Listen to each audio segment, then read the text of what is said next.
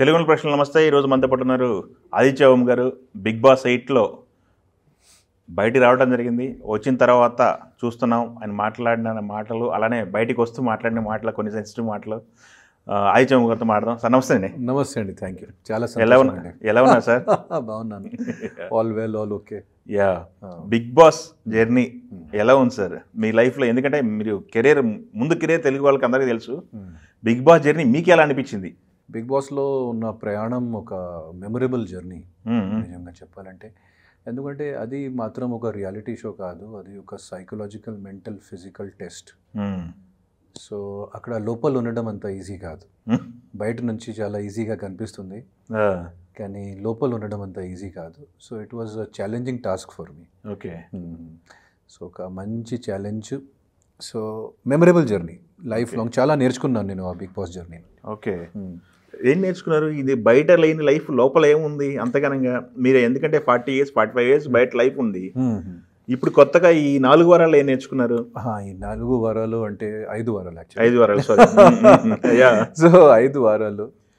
First of all sir, అక్కడ వాళ్ళు 24/7 cameras on ఉంది.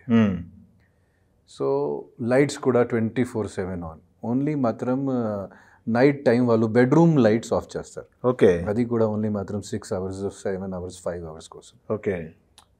సో ఫస్ట్ ఆఫ్ ఆల్ అది ఒక టెస్ట్. తర్వాత రేషన్ కూడా చాలా తక్కువ ఇస్తారు. ఓకే.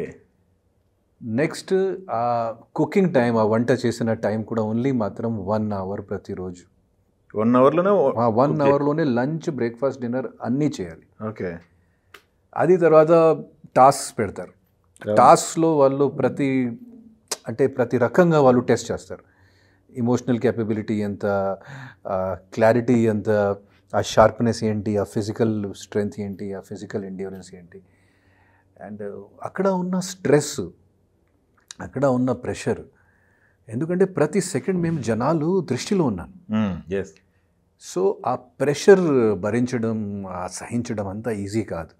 సో నేను చాలా పేషెన్స్, అడ్జస్ట్మెంట్, ఇవన్నీ ఎలా చేయాలి అది చాలా నేర్చుకున్నాను. ఈ వయసులో కూడా నేను నాకు చాలా నా గురించి కూడా కొన్ని విషయాలు నాకు తెలిసింది.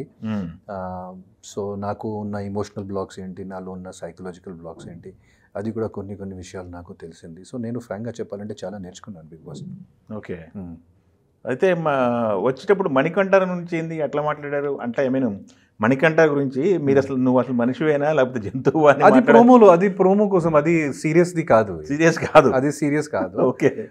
అంటే వాళ్ళు ప్రోమో కోసం వాళ్ళు చెప్పాడు. ఓకే. ఇది మీరు అసలు మీకు ఎప్పుడైనా బిగ్ బాస్లో చూస్తే మీరు కామ్గా ఉన్నాడు, మీరు కంపోజ్డ్గా ఉన్నాడు. కనీసం ఇప్పుడు వెళ్ళినప్పుడు మీరు ఒక్కసారి ఒక ఆవేశం చూపించండి, ఒక్కసారి 2 minutes మన కోసం ఎవరికి సో నేను ఎవరికి తిట్టాలంటే వాళ్ళు మణికంఠ చెప్పారు. ఓకే, సో నువ్వు మణికంఠ గారికి నేను తిట్టాను. సో ఒక యాక్టింగ్ చేశాను. ఓకే. ఓకే. సో ఆ యాక్టింగ్ అది చూడాల్సిన వాళ్ళకి అది ఇష్టం. సో మనకు చూడాలి, మీరు ఆవేశంలో, మీరు ఫైర్ ఉన్నప్పుడు ఎలా ఫైర్ అవుతారు. సో అది నేను చూపించాను. ఓకే. సో అది రియల్ గా ప్రోమో వరకే స్క్రిప్ట్, అది ప్రోమో వరకే స్క్రిప్ట్. ఓకే. బిగ్ బాస్ పరిస్థితి ఏంటి? బిగ్ బాస్ ఏమన్నా కొంతమంది విమర్శించే వాళ్ళు కూడా ఉన్నారు. బిగ్ బాస్ కూడా ఫుల్లీ స్క్రిప్టెడ్ నడుస్తుంది, బిగ్ బాస్కి ఏం కావాలో అది చేసి పెట్టాలి, లేకపోతే మనం ఉండలేము హౌస్లో. అది అసలు that is not correct at all. 100% అది ఒక రియాలిటీ షో. ఓకే. మాకు ఏమి స్క్రిప్ట్ లేదు, మాకు బయట నుంచి డైరెక్షన్ కూడా లేదు. ఓన్లీ మాత్రం బయట నుంచి మాకు రాషన్ వస్తుంది, ఈ బ్యాటరీస్ వస్తుంది, మైక్ ఈ బ్యాటరీస్ మార్చుకోవడానికి. అండ్ అప్పుడు నోటిఫికేషన్ వస్తాయి, ఈరోజు ఈ టాస్క్ వస్తుంది, ఈ టాస్క్ కోసం సిద్ధంగా ఉండండి, ఈ టాస్క్ వస్తుంది, ఈరోజు ఇది టాస్క్, ఈరోజు అది కాకుండా అస్సలు ఏమి బయట నుంచి మాకు రాదు. We're like on an island, marooned on an island right in the middle of the city. Okay. Super.